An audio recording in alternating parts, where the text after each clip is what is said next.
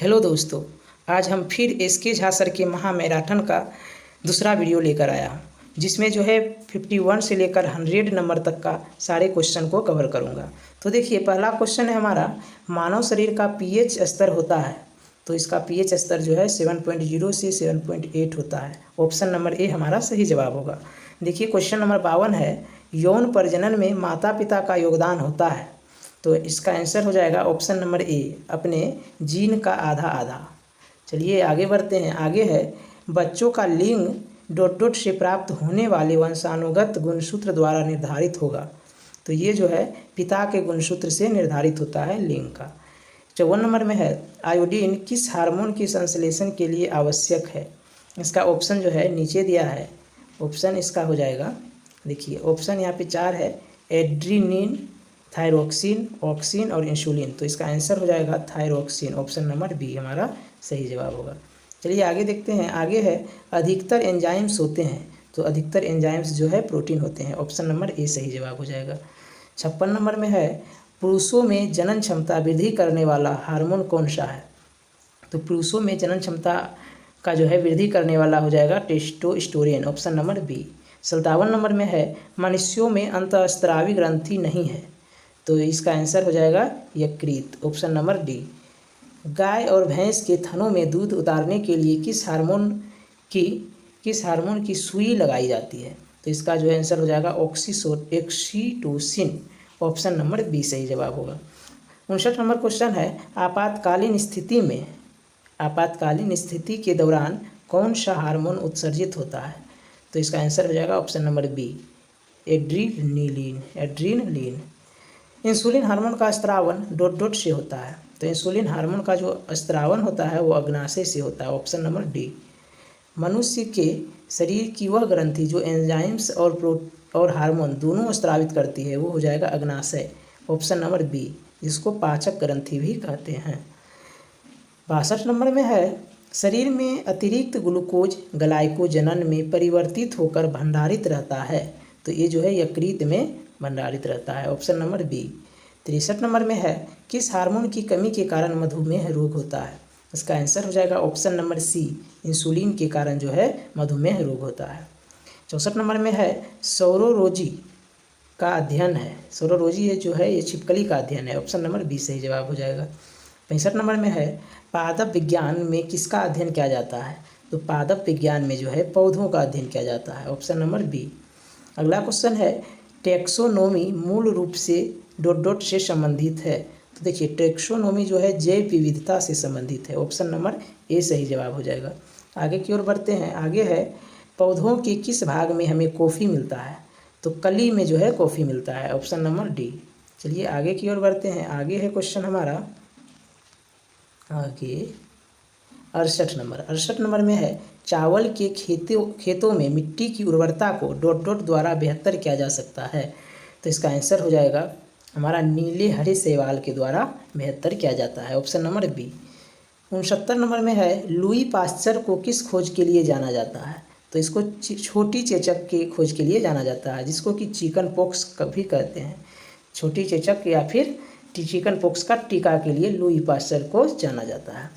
Question number 70 है, मेरज्जू निकलती है। तो मेरज्जू जो है मेडुला से निकलती है। इनमें से कौन सी एक स्वैच्छिक कार्रवाई नहीं है। तो दिल का धड़कन ये जो है स्वैच्छिक कार्रवाई नहीं है। निम्नलिखित में से मानव मस्तिष्क का वह हिस्सा कौन सा है जिसमें विचारों का संग्रह होता है। तो ये जो है अग्र मस्तिष्क हो जाएगा। 2 न्यूरॉन्स के बीच का स्थान होता है। इसका आंसर हो जाएगा ऑप्शन नंबर बी, सिनेप्स।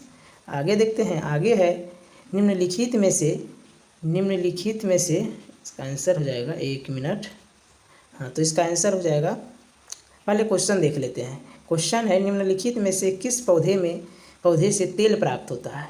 तो देखिए, सूरजमुखी से जो है तेल प्राप्त होता है, बाकी बात मसूर, फूल गोभी, गुड़हल इस सब से तेल प्राप्त नहीं होता है। 75 नंबर क्वेश्चन है, बहुविखंडन द्वारा जनन होता है। डॉट डॉट बहुविखंडन द्वारा जनन होता है। तो जो है प्लाज्मोडियम में बहुविखंडन द्वारा जनन होता है। पौधों में डॉट डॉट हार्मोन के संचार के कारण वे प्रकाश की ओर झुक जाते हैं।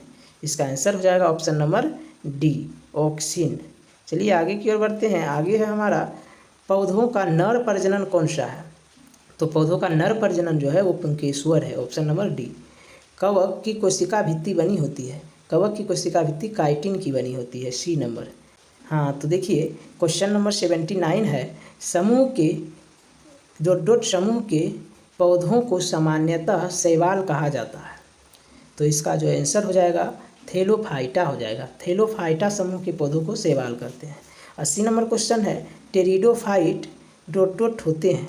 तो ये जो है हो जाएगा इसका आंसर बीज रहित संवहनी पौधे, ऑप्शन नंबर बी सही जवाब हो जाएगा। 81 नंबर में है द्विनिषेचन डॉट का गुण है। तो द्विनिषेचन जो है ये आवृतबीजी का गुण है, ऑप्शन नंबर सी सही जवाब है। अनुवांशिक पदार्थ का विनिमय कब होता है?